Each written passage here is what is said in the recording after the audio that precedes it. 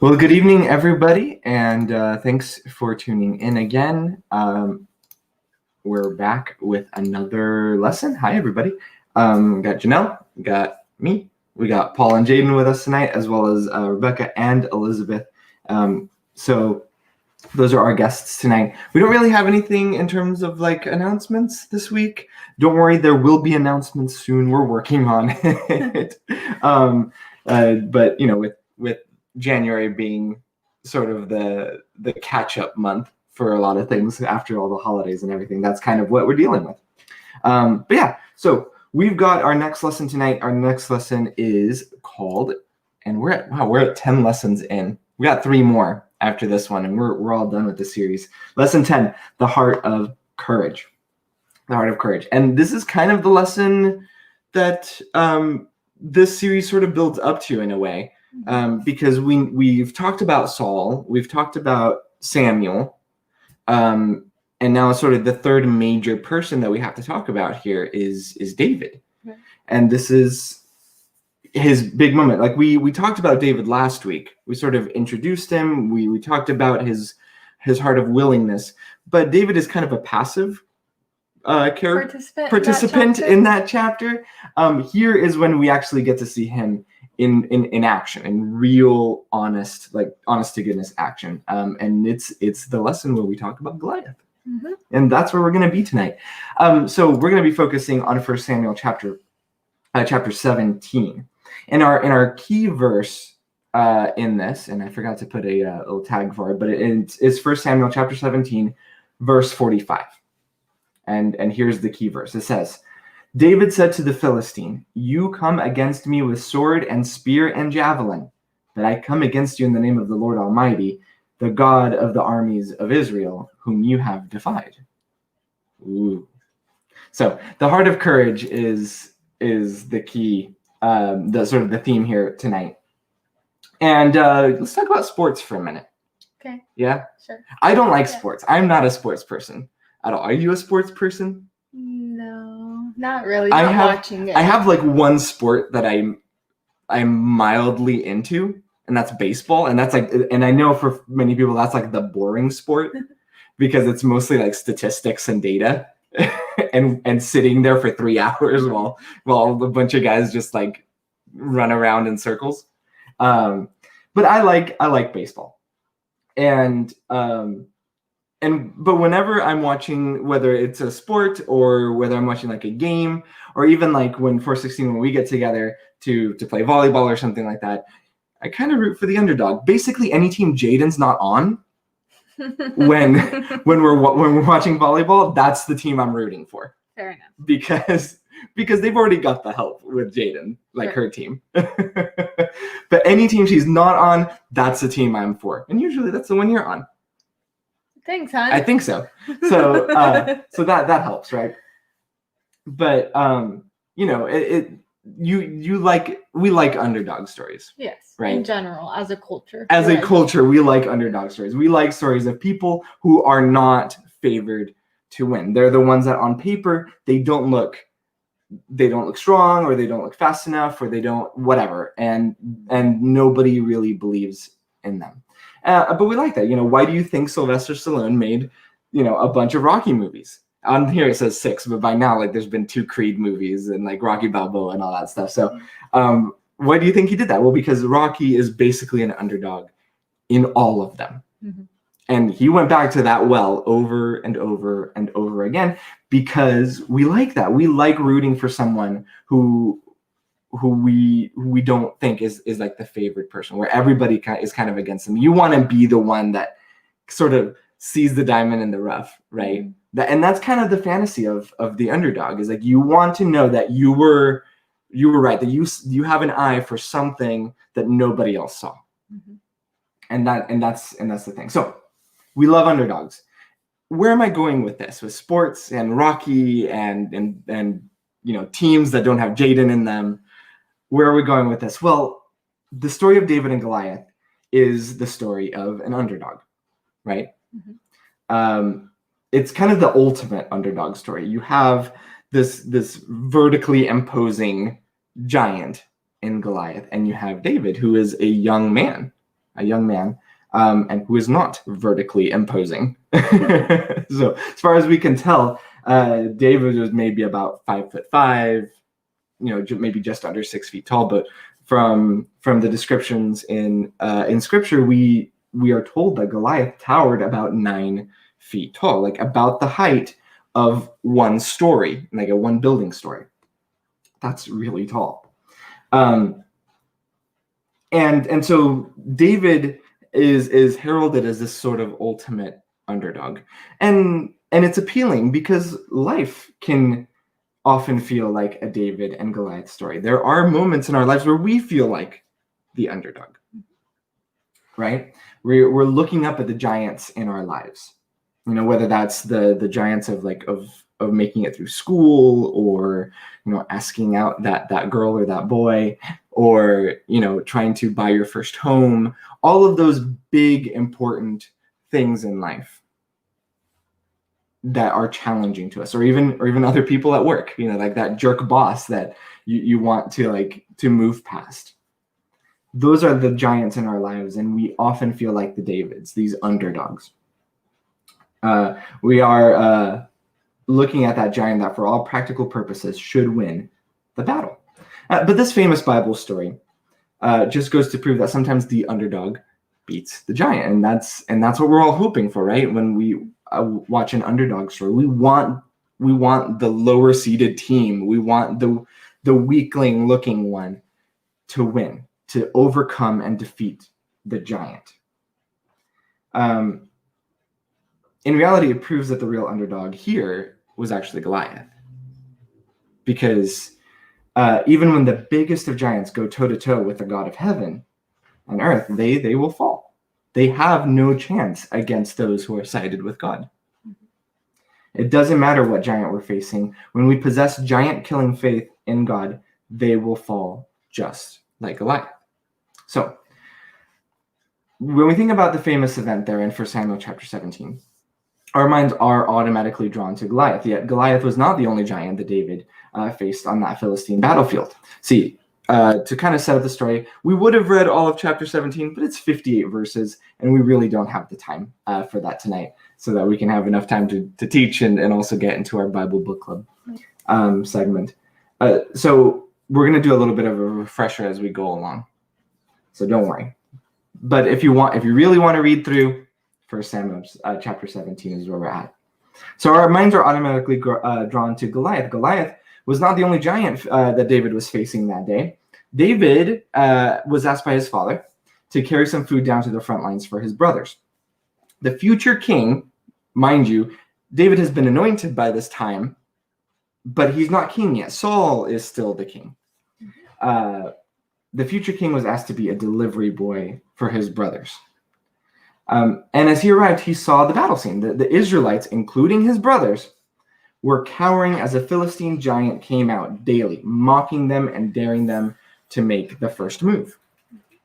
So when David asked around about who was to fight the giant and what would happen to the man who killed him, David's older brother overheard him. And he was evidently still having trouble with the whole idea that David should be the next king, because he confronted him. And so we kind of know in the scriptures that there's this fear that's been going around the Israelite camp, and that Goliath was coming out daily and taunting them. Do you remember how long this lasted? Because it was several days. I don't remember exactly how long. My brain just goes to 40, because that seems to be the magic number for this sort of thing. Yeah, it sounds like it should be 40 days, but that sounds like too long. It's too long. Yeah. I can look. But Goliath came out daily, and he was mocking them, and he was saying all these horrible things. Do you have the verse where he was mocking them? I think right before.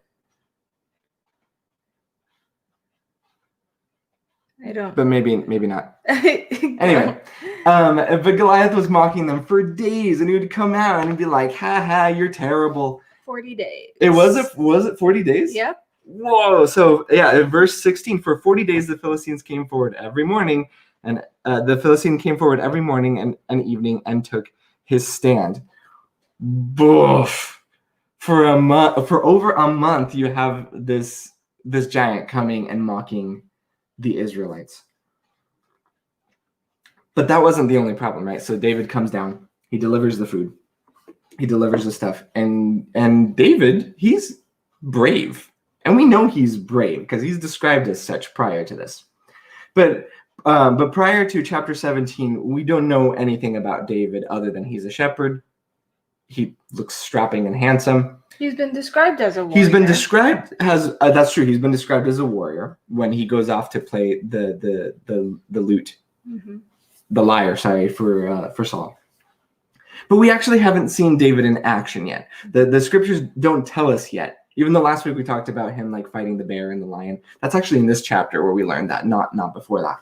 So for anybody that has been reading 1 Samuel for the first time, all we know is that David is a shepherd. He's been out. He's kind of ignored for the most part, but he's been described as a warrior, but we haven't actually seen him in action. And his older brother starts picking on him, right? His older brother starts picking on him. He was still, like I said, evidently having trouble with the idea that David is going to be the next king because he confronts him and he asks and sort of comments these 5 things. He says, "Why did you come down here? Who did you leave the small flock with? Who did you leave? You're supposed to be the shepherd. Where did you leave the sheep? I know how conceited you are." That's like typical older brother nonsense, right? I know the wickedness of your heart. Also kind of typical older brother. I should know I'm an older brother. And we're fighting a battle and you came to watch. Those are the 5 things that, I'm paraphrasing from the scriptures, but those are the 5 things that David's older brother says to him. And so I'm an older brother, and I've said similar things before to people younger than me when I've been like upset that they're around and I wanted them gone. Okay. Right. I don't know about you, like you're an older sister. Yes, but I had no authority as an older sister, so it was a little different. Well, then has anybody used those things against you? Yes.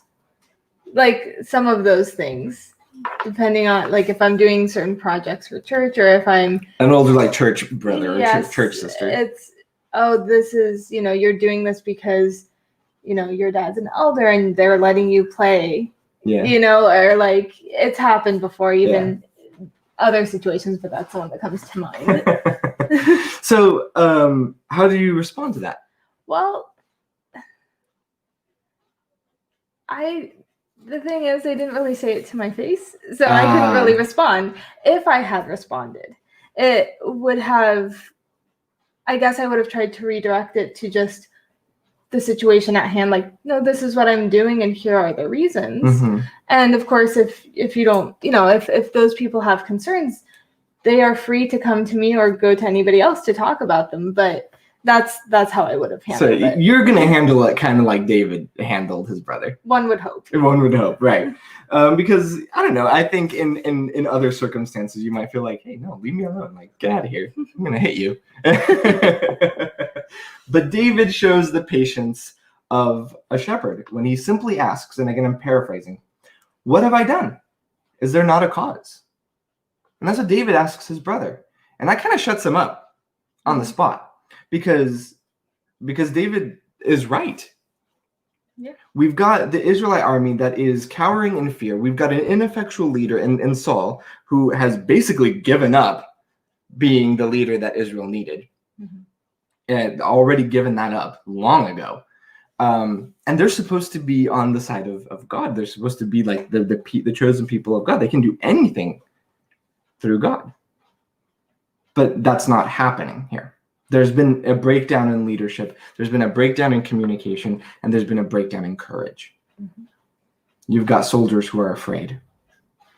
And so he asks, what have I done? Is there not a cause to his brother? And his brother can't say anything to that. Sometimes when we try to do good, the people we love are the most critical. And that's obvious here with his brother asking him those things. When we fall, when we fall victim to insults and slights, we allow ourselves to be defeated by tiny giants. Because if David had just let that anger and those feelings get to him, He may have rushed out there on the battlefield, tried to do something really rash, and gotten squashed.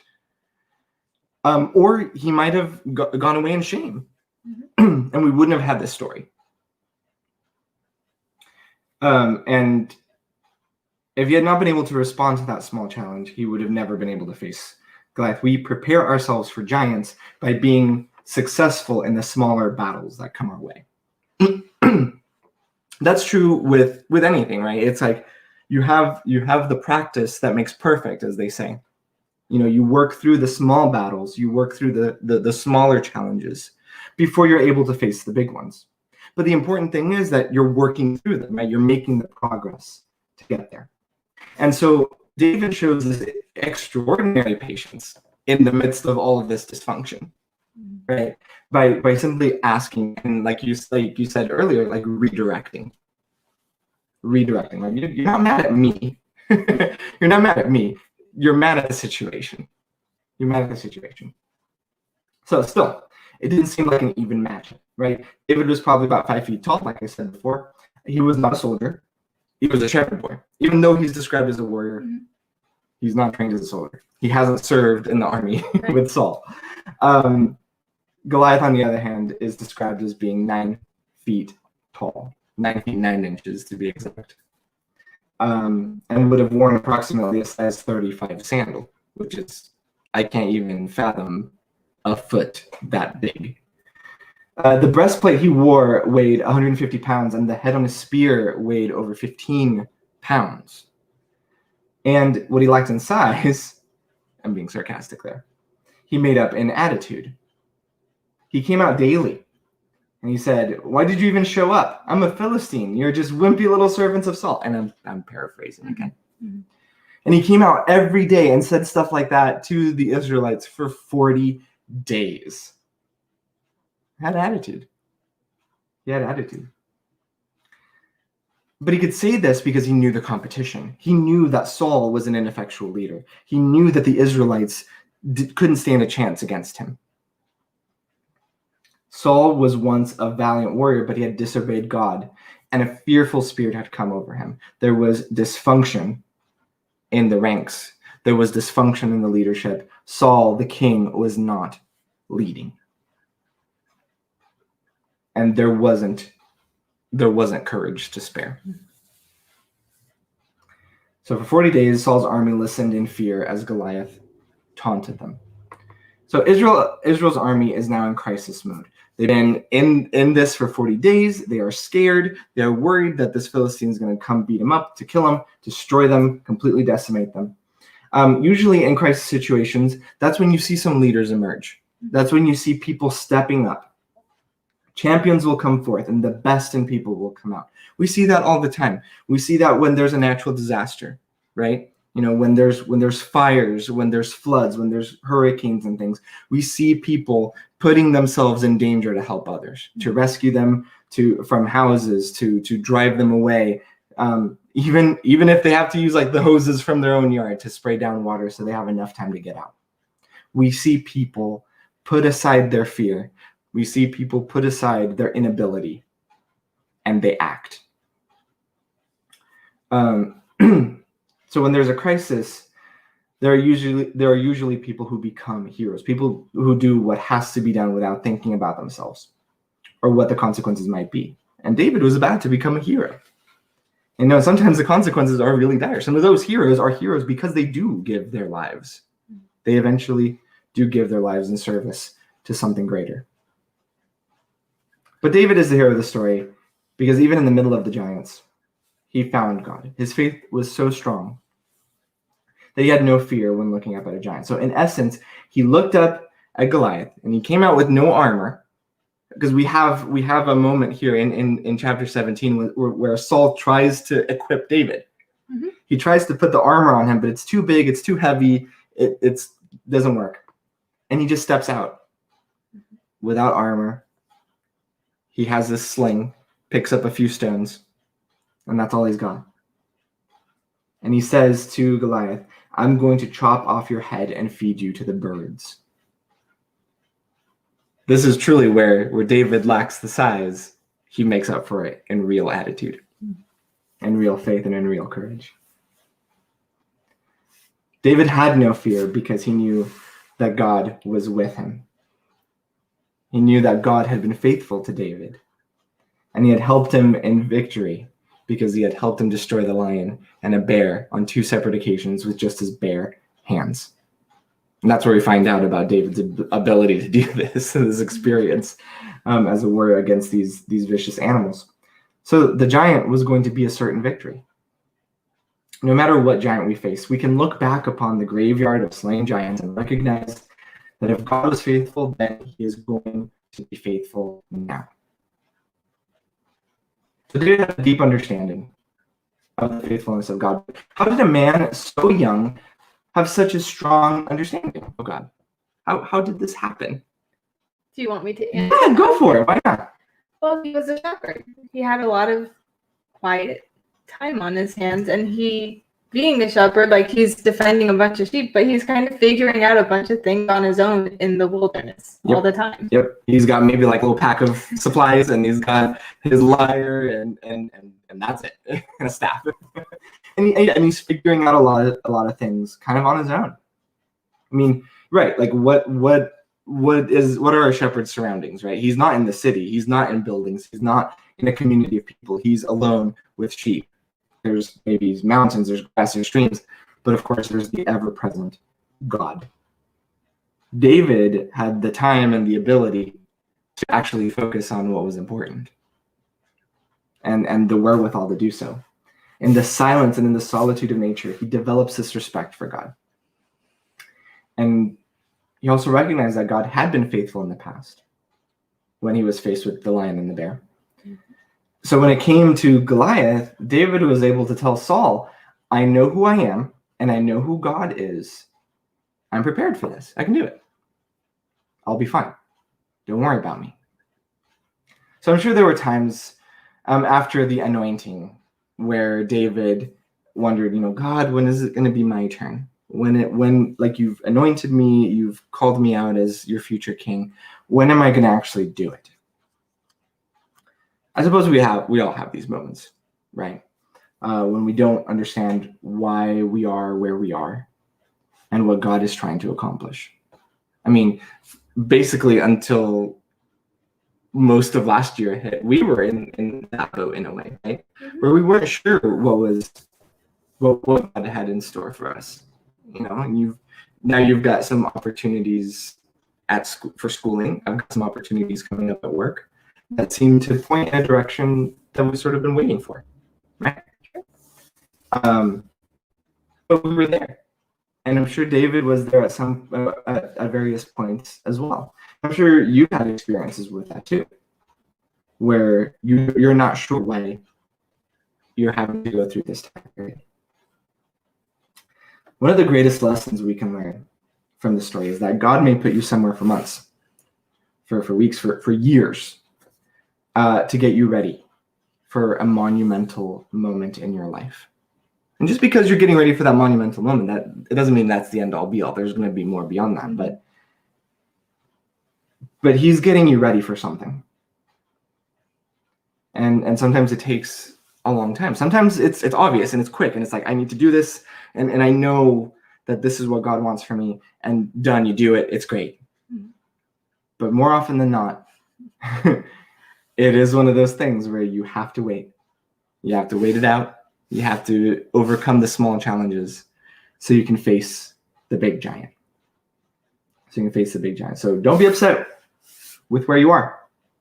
It may be God's way of preparing you for a giant.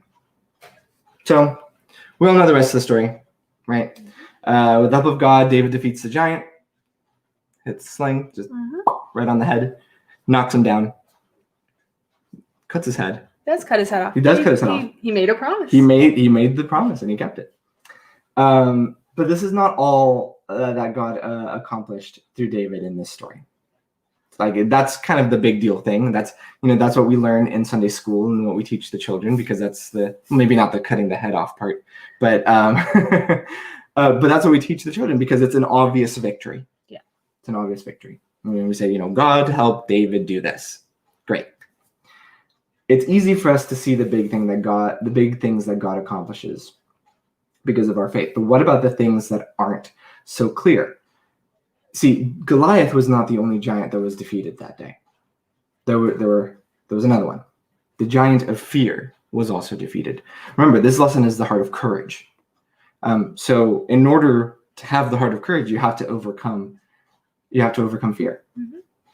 And David had already done so, spending years in the wilderness with his sheep, shepherding them through all sorts of things, through various threats, and through a close connection and respect for God.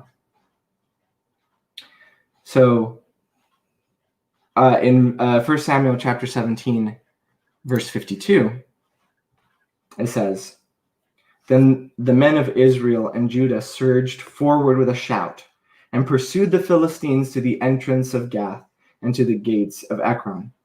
Their dead were strewn along the Sharaim road to Gath and Ekron."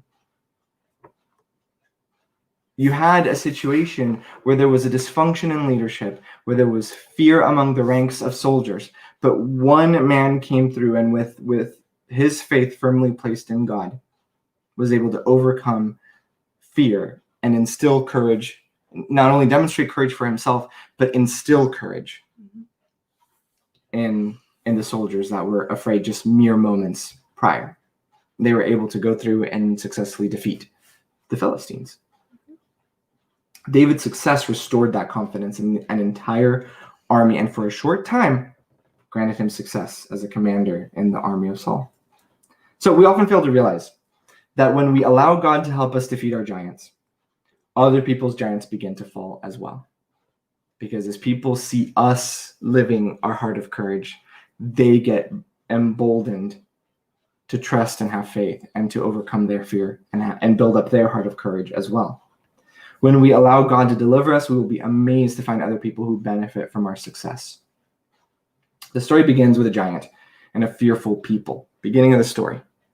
You got this kid, David, coming up against this 9-foot tall beast. And the story ends with a giant thud of this giant falling and dying, and an invigorated people ready to serve God with all of their might. It's not just the story of David, it's the story of the church. Story of the church. What God is looking for among his church is someone who will pick up a stone and hurl it at a giant, any of the giants that terrorize the church. It's not up to us to make sure it lands. That's God's job. And when giants fall, the result is always the same. It's victory. So will you be the one that picks up the stone? That's kind of the challenge, right? So that's what we've got tonight for the main lesson. We're going to go now into Bible Book Club, and we've got our friends here with Paul and Jake. Hi, guys. Hello. What up? And Beck and Elizabeth joining us tonight. Hey. So, as I always do, let's have some thoughts. Because we all know the story inside and out. Somehow I didn't realize until watching last week's lesson that Saul had David playing for him and was employing him, and then still when he kills Goliath, he's just like, who is that kid? Find out his name. I'm like, he's been working for you for forever. So it's interesting that he rises in rank so quickly. Yeah. Just in his eyes. He goes from the guy in the corner playing the soothing song to a mighty warrior, that now his name is important. So it just makes me laugh when I'm reading this one this time around. I never it's such a kingly thing to do. Who's that? Is that the help? That's a really good observation. I actually haven't seen that timeline either. Yeah, I didn't really think about that. All right, other thoughts? Well, even just thinking about we talked about it a lot about it last week as well, where or maybe it was a few weeks prior, but just how David was in all these other positions, and a lot of people would be like, "You told me I'd be king. What's all this other stuff?" kind of thing. But even with that situation of like maybe just him being that like, you know, music player person put him in the position of, you know, even having the opportunity to confront Goliath kind of thing. Is like maybe otherwise he'd be off with some sheep somewhere or something like that. I don't know. Well, yeah, I think that's interesting though, because like we know he's been with Saul playing, and Saul asks his father to spare him for longer so he could stay in Saul's service. And we know he's been an armor bearer at this point, but like he's been sent home because then his father sends him back. Yeah. So he's been like doing 2 jobs. Well, I wonder if it's because the war happened. And, well, I wonder if it's because like Goliath is coming out for 40 days. Could be. Like a week into this, they're like, oh, we're gonna hunker down, guys. Send everybody away. You know, Maybe. all non-essential people, get them out of here. This is gonna be a long one. Yeah. Wouldn't the armor bearer be essential though? Not if you're not going out to fight. Fair enough. If Saul's Saul's not deciding. So it's like, actually, I don't want to risk even going, so we don't even bring the armor bearer. We don't. I don't want to. But I don't have armor bearer. I'm gonna bring up 2 things that I think will maybe drive the conversation. That I found interesting the way we were looking at the story tonight. And that was when he said that like his older brothers were chastising him for being there. Right. They were trying to, like, we've talked about potential and things like that. But like the line that, you know, sometimes the hardest time to succeed is in the eyes of your family and those you know. So many times you can go away, come back, grow up in the same place. Either way, people who you're related to or who you've grown up with, it can be really hard, and I think we're all guilty of it, to see like what they've accomplished and what their potential is, because we have preconceived notions of what they're capable of and what their limits are. And so when something does happen and they're starting to step up, we're all like, oh, I don't know, like I know you. And I think that's really dangerous. Yeah. It's so dangerous to treat people, especially young people, that way. But it also reminds me of Jesus saying, you know, a prophet has no honor in his own home, in his own town, because like we're all guilty of it. Yeah. And just the fact that his brother was going to squash any potential of being saved by his brother because of those preconceived notions. Well, and that's what I was saying when like that's like typical older brother talk. It's like the older brother only sees David as like just this kid. He's like, he's only good enough to play with the sheep for a while, you know, to make sure they don't run away. That's such a hard job. Ooh. I'm kind of sorry. And he just completely undermines, you know, David's accomplishment. On kind of an unimportant side note, I love David's comeback because it's not nasty and mean, but like there's enough sharpness to it. Like, what did I do? Like, literally, why are you blaming me? There's no reason. I didn't do anything. I'm just asking questions and trying to get info, you know? Right. I like that. I kind of like the example of, look, if you didn't do anything wrong, don't let people step all over you. You stand up for yourself, you know? Yeah. But I found that a particularly interesting topic. I'm trying to remember. I had to defend that. Oh, the fact that Saul tried to equip David. Yes. Let's talk about that for a minute. What do you guys think about that? Because it just shows, like, for me, it kind of hit that, like, this man has been cowering. He now, like, God is not with him anymore. David has said he's going to go do this thing. And so now Saul's like, great, you do it, and I will help. But he's not effective. He's not effective because he hasn't been able to do anything God set out for him. And so any of the tools that, even the resources he has at his disposal, don't help David in this situation.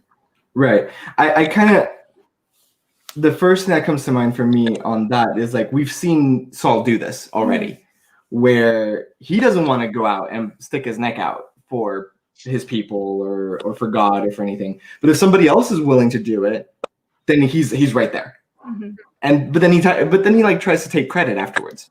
You know, and I feel like that's where this was heading. Like the reason that Saul says, well, I'm going to equip him with like the best armor. It's going to be so heavy. It's going to be so like hard to pierce, to do anything with it, that David is going to be fine. And he's going to, so even if he gets smashed, it won't because of the armor. And afterwards he can say like, oh, well, see, this is my guy. And like, and I equipped him My armor. and he was successful because I helped him. And I feel like that's where that was going. For me, I think it's a very, at least the way I see it is like it's a really good representation of Saul's doubt, his lack of faith kind of thing. Is like that armor is just like, he's not going to win, but this will keep him alive kind of. Like, yeah, it like thinking about it, it does remind me of like, you know, when taking on our personal giants, like there are sometimes little things we can do to kind of like try to cushion the blow for what's coming. Either like, oh, I got to do this thing before I do the big thing, like to like kind of prepare. Or like sometimes if I'm feeling nervous about a call, it's like, maybe I'll send one more email before I actually call them. Yeah, no, that's good. Yeah, and then you feel like, okay, well, I've done my best. It's like you're playing in like in game theory is the idea that you're playing, you're not playing to win, you're playing not to lose. And I learned that from Crazy Rich Asians. I don't know, but I love that idea that like there is a difference between how you play or you conduct yourself, where there is an attitude where like you're going in confident that you're going to succeed versus going in confident you're not going to like lose or you're not going to suffer some sort of damage, because that is different, because you can still lose and not suffer a lot of damage, but you've lost. The thing you set out to do has still not been accomplished. And it's a huge difference in confidence. And it's a huge difference in your heart. Like the heart of courage plays to win. Yeah, I think it goes back to like the willingness and just the motivation. Like if David had been motivated just by knowing that he was the anointed and that he was sent there so he could watch or he could get involved just because, it wouldn't have been the same outcome. The reason he succeeded was because he knew what he needed to do for God. Yeah. Like it was all about that from the start. And sure, and I think it's interesting because he's like, what's going to be done for the man who kills Goliath? Like he's still interested in what's going to happen afterwards. And that very well could just be because he knows like, I've been anointed. I'm in the palace, but I'm not in the palace. What's going to be done for the person who brings us victory? Like, is that going to help train me better for what I'm going to do in the future? Like, I've never thought about that either. Because you could say, like, it's kind of conceited to just be like, so what am I going to get if I do this? You know? It's really easy to maybe look at the story and see that too, but it doesn't seem like that was his motive by asking. So. And I don't think so either. I want to go back for a little bit and can we talk about like the idea of underdogs? That's sort of what we started the lesson with. This concept of underdogs and what's so appealing about them, like in your minds? Like how do you find yourself like rooting for underdogs all the time? For me, a lot of the time, weirdly enough, it's the attitude that goes into it for the team that's either expected to win or the attitude coming from the fans who are like, yeah, they're the best. There's no way they can lose. Like, they're going to crush these guys. And they're just really arrogant. And with that, I'm just like, oh, come on, you got to show these guys that you're better than this. Like, in that way, I want to see the underdogs, the people that are not expected to win, because I'm like, show them that you can. Like, that's like one of like my main thing.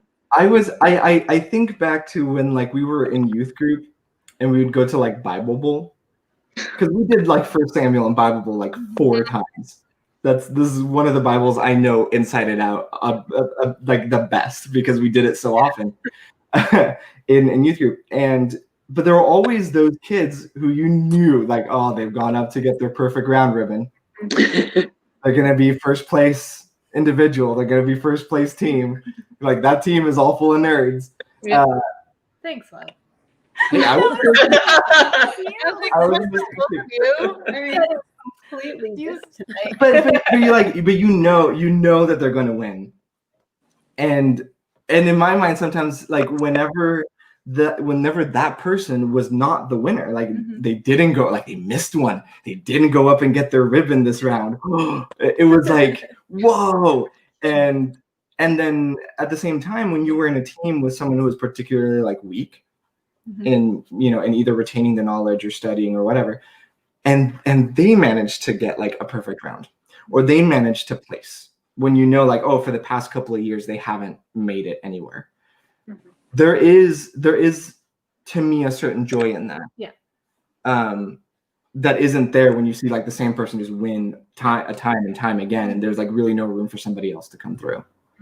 That was always some of my favorite sort of like the surprise kind of comebacks, where like someone like had done terribly like the season leading up to like the last Bible like competition, and then all of a sudden it's like they've gone up for a ribbon 3 rounds. They're gonna go up for the 4th one, and you're like, and they go up, and you're like, yeah.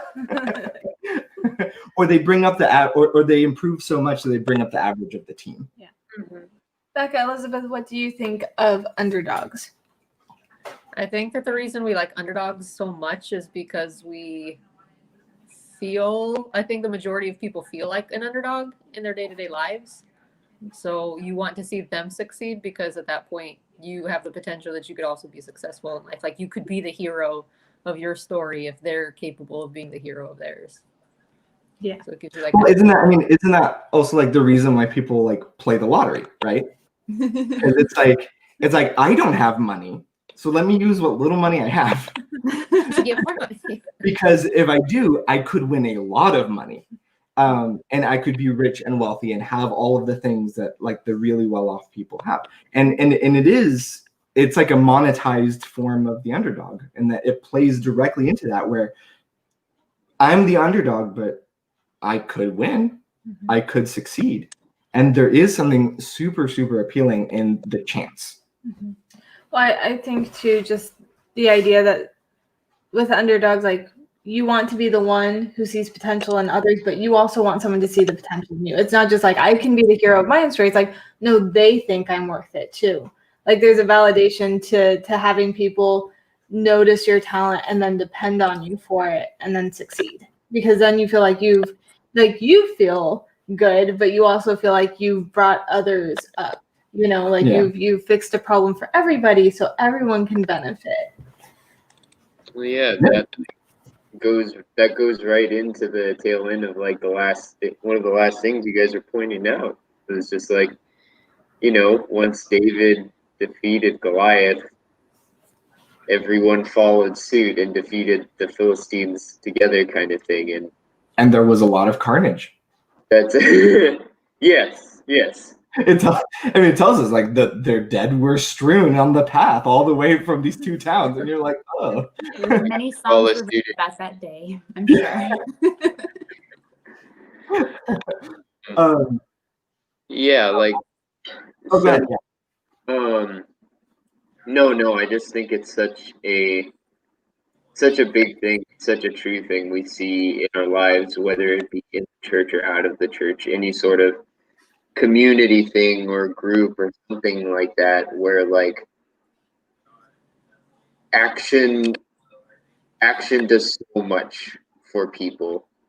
Like I feel like there's so many times it's such an old saying of action speaks louder than words, but like we see it like big actions carry so much inspiration and break down those indomitable walls for us, where like Elizabeth said, like this person right next to us is doing this thing. It's possible for me too, because we're doing similar things and all that. It's like, I've seen that so much in the church, it's just like, I can't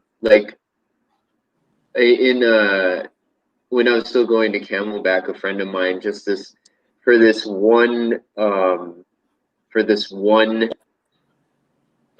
worship Sunday, he decided to really get into the singing and just belt it out, kind of thing, and the whole church erupted, kind of thing, singing way louder, kind of thing, and like, yeah, like I think it's the same thing when, like, you know, we have a good youth minister, or just like people who are also willing to serve a lot. It's like, oh, you guys do this stuff every day? I could do a little more. Thing. It's like, that was kind of my introduction to 416. I didn't do a lot before I it's like, look at all the stuff these people do. I could do some of that. That's awesome. I feel like it goes back, like I said, like the older brothers, people who know you, they always have a preconceived notion, but I think that also needs to be a self-reflection when we're feeling that way towards others who we've been in the same situation, the same vicinity. It's like, if we don't feel like they can succeed and grow, then what is that saying about what we feel like we can do? Because if we can't believe that they went off and did it and were successful and now they have things to share and things to bring to the table, that means that we're not really feeling like we have the ability to grow or act on our potential either. And that kind of goes more towards Saul's way of like being, you know, afraid and doubt and having so much doubt, and David's way of like, well, you know, yeah, we've been in these situations and I've done this and this and this, so I can confidently say I can do this too, you know? Yeah. Even the vice versa of that, like both ways, I feel like have a lot of impact of just thinking, like, when we're so obsessed and intimidated by our own personal giants in our lives, kind of thing. I think thinking about like how in the future, like, where people are around us all the time looking, and it does have an impact on that, and like even us taking some courage to be willing to stand up against our own giants will help those around us take down their giants in their lives, for those that we love. And we absolutely want everyone else to do better, and like there are those times where we do have to start with ourselves as well. Yeah, it's true. I have a silly story based off of that idea of being brave and then helping other people. I had the pleasure, like a couple of years ago, to go to haunted houses with friends, but we were too big, and so they split us up into smaller groups. Somehow the first group I ended up with like all the guys. Like there was only a couple of us girls at the time, and so when I went through, I was terrified because the guys weren't scared, but they were just like kind of going through, and everything jumped out at me, and I was completely just like almost like crying by the end, just like scared. And so then for the next group, we split up in different groups, and I got to be with a couple of the girls, and the girls were so afraid. And the one other person that was in our group was like one of the guys that was a little more timid. And so everyone was so afraid that I was like, well, I have to go first. I have to be brave. And so the second one wasn't scary. Like they were so it was fun. Like I enjoyed it very much. But I was just it was a very enlightening day about how fear affects you, and depending on the group scenario and who you're with. And just the whole thing, I was just like, I didn't know you could influence it, like just yourself by who you surround yourself with so much, that in like the same hour, I can go to like almost identical places with different people and have different reactions completely. Yeah, for sure. No, that's a great story. That is, because you don't often realize how people around you will affect you that way, and how much of a choice you get to respond the next time you're in that same scenario. You know, and in your story, that you had the choice to like still be scared, you know, and sort of cower with everybody else, or dealt with this, like, I've already done this, like I don't like it, I can be scared, or to like step it up and be like, well, I'll go first, I've already done this. You know, it's the same like rationale, but the result is so different. So I wanted to, in the last few minutes here, I want to talk about David and what he kind of brings into this, and in this scenario, like his understanding of God and his faith. Because often I'm like, well, you know, David kind of has it a little easy. You know, he all he's got are his sheep, and so of course he's going to be close to God because he can just focus on that all the time. So there's like sometimes there's like a bit of like jealousy on my part. It's like, well, you've got time and ability, and like you can, like, it's quiet. The circumstance. No one is bothering you about anything, and you know, and God's can be, you know, he can be right there with you. So how does David, like, in your minds, how does David's experiences, his constant choice to see and be near God, how does that like raise up a challenge in like your life? Well, where you would say he has all the time in the world to think about God because all he has is the sheep and stuff, I think there would be people out there who would be like, oh, God gives me a sheep. How could I love kind of thing? Stuff like that. So about books and studying. I don't know. like, I don't know. At least for me, it's hard for me to say if there is one outside circumstantial thing in his life, but I feel like with David himself, it's a lot of perspective kind of thing, you know. It's like, yeah, like, you know, there are these like times in our lives that we can get swamped in, that we can just like wind up being like, why now? Why this? Why not something else? Why am I waiting kind of thing? But like, you know, in a lot of those cases, we can still take that breath and say, hey, you know what? We're still here kind of thing. We can still take something from this kind of thing. And that's, I don't know, that I guess that's kind of the vibe I got from David, is just very early on he surrendered to God's will with a lot of faith kind of thing. Yeah, I think for David too, it has to do with, he's in this weird position just starting off where there's people who don't really depend on him, like his father and brothers, like they kind of do, but they don't. But the sheep definitely do. Yeah. He's this weird in between of knowing what it's like to be completely dependent upon, even if it's by an animal, and then kind of brushed aside and unnecessary at the same time. So I think it would be easy to be like, yes, he had time to reflect, he had time to think, but he also had a lot of time to be in these different roles, I guess. And I think that's what we can take away from that. Is like, we are always something to somebody, even to ourselves. And those roles and those perspectives can differ. But you know where, like, if you're in a relationship, like my relationship with you and how you depend on me is going to be very different than how my friends or my parents perceive and depend on me.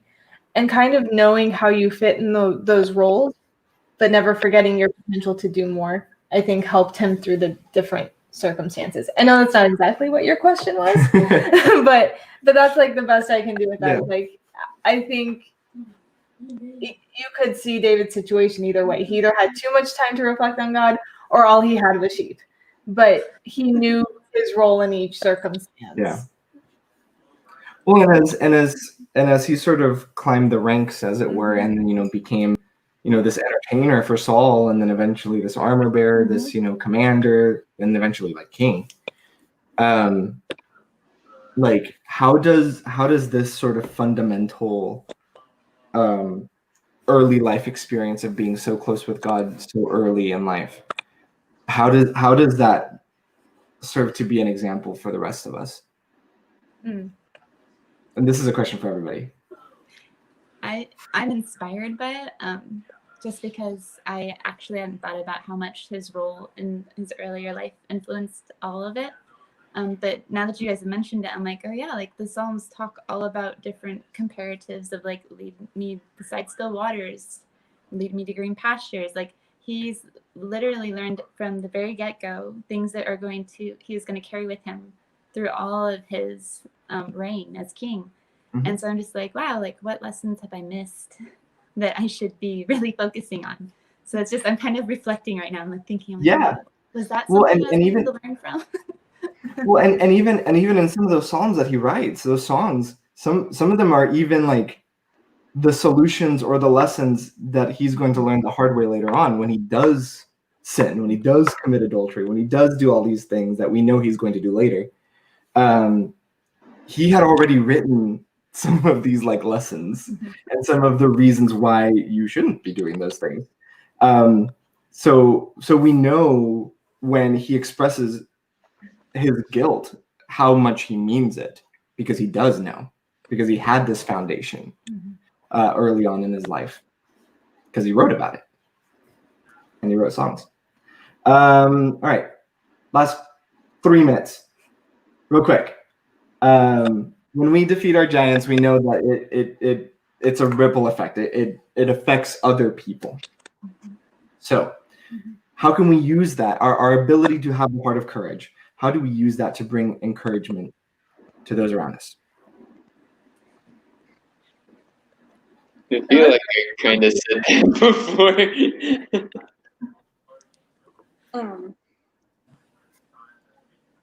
I feel like it kind of goes back to the, if they can do it, then I can too. But being kind of on the other side of that, like, hey, if I can do this, you totally can too, or you can find a way to serve. And like, just be the encouragement at that point. Not so much the, oh, thank you, I appreciate it, you can do it. Actually being like, hey, I appreciate it. Are you interested in like maybe fitting in a role like this or doing something? I'm always here, like I can give you tips, and just really encouraging them to take on a role. Without the judgmental tone. Without the judgmental tone. You can do it, Pat. Yeah, well, I think, you know, with David, he had the courage to live out these life choices and experiences, and like we know later he does try to pass some of that knowledge on to his sons and so on. And again, I had kind of two main streams of thought for the lesson tonight, but I think it goes back to like if Saul had just been able to choose to be more than what he was, he could have been a part of the plan. He could have helped equip David, but he didn't. And the point being, like, if we choose to be like David, we're going to be in a position where we naturally are able to equip others by just making those choices and having the courage and living out those things we feel God wants from us. It's going to naturally be passed down, if not, as Jaiden said, like an opportunity that comes about, and we have like the eyes to see potential in others instead of restraining them. Cool. Well, all right, we're in our last minute here.